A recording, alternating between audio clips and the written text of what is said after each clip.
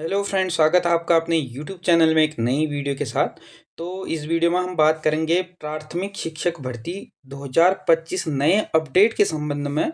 वर्तमान में जो 2906 पदों के सापेक्ष भर्ती चल रही है, जिसमें 5 चरणों की काउंसलिंग हो चुकी है।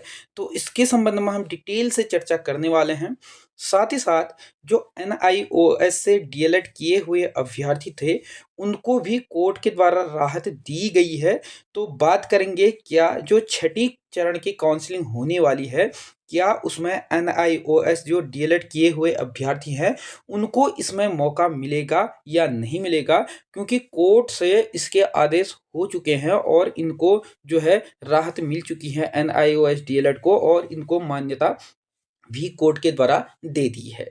अब ऐसे में डिटेल से हम चर्चा करने जा रहे हैं कि क्या कुछ है मामला, क्या इसमें एनआईएस डीएलएड छठे चरण की काउंसलिंग में लिए जाएंगे या फिर से इनको इस भर्ती में मौका नहीं मिलेगा। तो डिटेल से हम जानेंगे, और छठे चरण की जो काउंसलिंग होनी है वो कब तक होनी है, इसके संबंध में भी हम चर्चा करेंगे। तो बने रहिएगा वीडियो में अंत तक। अगर चैनल पे नए हैं या अभी तक आप लोगों ने चैनल को सब्सक्राइब नहीं किया है, तो चैनल को सब्सक्राइब और बेल आइकन जरूर प्रेस कीजिएगा, ताकि इसी प्रकार की नई वीडियो, नए नोटिफिकेशन आप लोगों तक आसानी से पहुंच सके। और वीडियो अगर आप लोगों को अच्छी लगती है, इंफॉर्मेटिव लगती है, वीडियो को एक लाइक और इस वीडियो को ज़्यादा से ज़्यादा लोगों को शेयर साथ में जरूर कीजिएगा। तो बने रहिएगा वीडियो में अंत तक, पूरी जानकारी आप लोगों को देने वाले हैं। प्राथमिक शिक्षक भर्ती 2906 पदों के सापेक्ष और NIOS से डीएलएड किए हुए अभ्यर्थियों के सापेक्ष हम इस वीडियो के माध्यम से चर्चा करने वाले हैं। तो आज का न्यूज़पेपर आप लोगों ने पढ़ लिया होगा।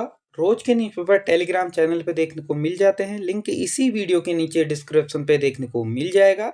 तो वहां से आप लोग टेलीग्राम चैनल, टेलीग्राम ग्रुप को ज्वाइन कर सकते हैं और अपनी अपनी क्वेरीज भी आप लोग वहां पे रख सकते हैं। तो जैसा कि आप लोग देख पा रहे हैं, NIOS से डीएलएड करने वालों को राहत, इनकी जिनके द्वारा NIOS से डीएलएड किया गया है, तो उनको राहत फिर से मिल चुकी है। तो क्या है मामला, पहले हम देख लेते हैं। जैसा कि आप लोग देख पा रहे हैं, सेवा में रहते हुए NIOS से डीएलएड करने वाले शिक्षकों के लिए अच्छी खबर है। 10 अगस्त 2017 तक या इससे पहले किसी भी संस्थान में शिक्षक के रूप में सेवा से जो जुड़ चुके शिक्षकों ने NIOS डीएलएड जो सर्टिफिकेट है, ये वैध माना जाएगा और इसके सर्टिफिकेट को दूसरे संस्थान में नौकरी के लिए अथवा प्रमोशन के लिए शैक्षिक योग्यता के रूप में स्वीकार किया जाएगा। और NCET के अंडर जो सेक्रेटरी रविंद्र सिंह है, इनके द्वारा बताया है कि राज्य को, यानी कि सभी राज्यों को इसके लिए पत्र भी भेज दिया गया है NIOS डीएलएड के संबंध में, और उत्तराखंड भी इसका अध्ययन कर रहा है। वर्तमान बेसिक शिक्षक भर्ती की जो 5वें चरण की काउंसलिंग है, जिसमें 180 जो अभ्यर्थी हैं, इनको नियुक्ति दी जानी है, क्योंकि बीच में आचार संहिता लग चुकी थी, जिस कारण से 180 जो अभ्यर्थी थे, इनकी जो नियुक्तियां थी वह लटकी हुई थी, नहीं हो पाई थी। तो इनकी भी नियुक्तियां हो रही है। और आज डीजी जो शिक्षा है, डीजी शिक्षा झरना कमठान जी, इनके द्वारा बताया है कि बेसिक शिक्षा निदेश शक से इसकी जानकारी भी मिली है, और निदेशक ने डीजी को बताया है कि NIOS डीएलएड विषय में कोर्ट के जो आदेश हैं, इनके प्राप्त हुए हैं, और कोर्ट के आदेशों का जो अध्ययन है वह किया जा रहा है, और शासन से भी इसके बाबत दिशा जो निर्देश हैं वह लिए जा रहे हैं।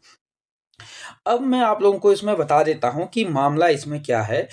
जैसा कि आप लोगों ने देखा था कि पूर्व में NIOS डीएलएड, यानी कि जितने भी प्राइवेट जो स्कूल थे, वहाँ पर जो अध्यापक पढ़ा रहे थे, तो उनके द्वारा NIOS से 2017 से पहले क्या था कि NIOS डीएलएड इनके द्वारा किया गया था। तो ऐसे में फिर उसके बाद जो प्राथमिक शिक्षक भर्ती थी, इसमें इनके द्वारा दावा किया गया कि प्राथमिक शिक्षक भर्ती में भी NIOS डीएलएड को मौका मिले। तो इसमें काफ़ी लंबी कोर्ट प्रक्रिया चली थी। पहले हाई कोर्ट में मामला चला था, उसके बाद सुप्रीम कोर्ट में मामला चला था। तो होते करते अब सुप्रीम कोर्ट ने इस पर जो है दिशा निर्देश सुनाते हुए कहा है कि जो NIOS डीएलएड है, उसको भी जो भर्ती प्रक्रिया है, इसमें मौका मिलना चाहिए।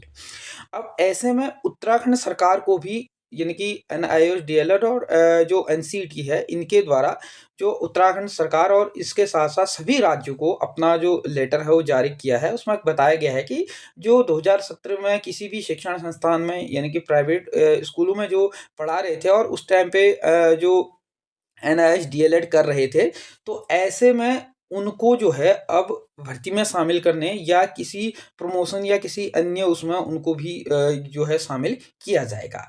अब ऐसे में जो निदेशक हैं झरना कमठान जी, इनके द्वारा बताया गया है कि जो पत्र है वो प्राप्त हो चुका है और इस पत्र का जो है जो कोर्ट का पत्र आया है, इसका गहन अध्ययन किया जा रहा है। अध्ययन करने के बाद जो है शासन स्तर से भी इसके लिए जो दिशा निर्देश हैं वो लिए जा रहे हैं।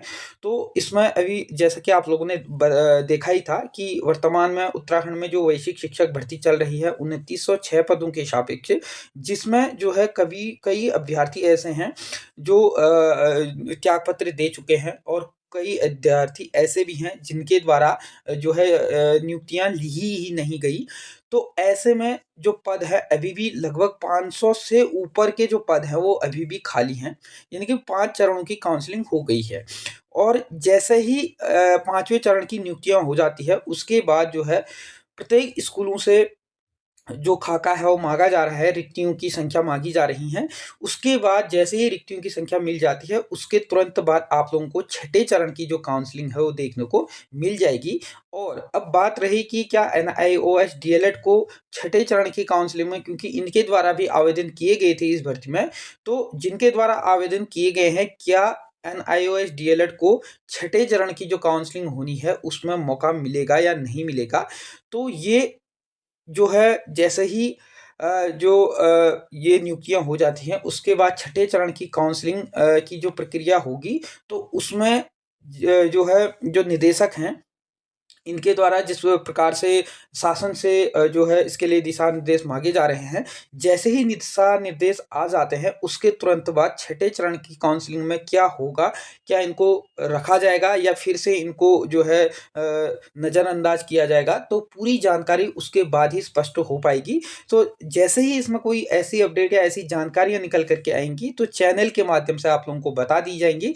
और बहुत से लोग कमेंट कर रहे थे कि छठे चरण की काउंसलिंग कब तक होगी? तो मैं आप लोगों को बता देता हूँ, फरवरी पहले हफ्ते या फरवरी मिड तक आप लोगों को छठे चरण की जो काउंसलिंग हो देखने को मिल जाएगी, क्योंकि उसके उपरांत फिर पंचायती चुनाव होने हैं और उसकी जो आचार संहिता है वो भी लगनी है।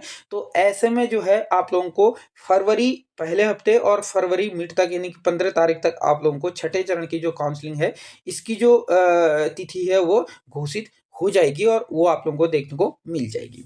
तो जैसे ही कोई नया अपडेट, नई जानकारी आएँगी तो चैनल के माध्यम से दे दी जाएगी। चैनल के साथ बने रहिएगा। अगर आप लोग हमारे चैनल में पहले से जुड़े हैं तो इस वीडियो को एक लाइक और इसको शेयर ज़रूर कीजिएगा और चैनल पर नए हैं या अभी तक आप लोगों ने चैनल को सब्सक्राइब नहीं किया है, चैनल को सब्सक्राइब और बेल आइकन ज़रूर प्रेस कीजिएगा। धन्यवाद।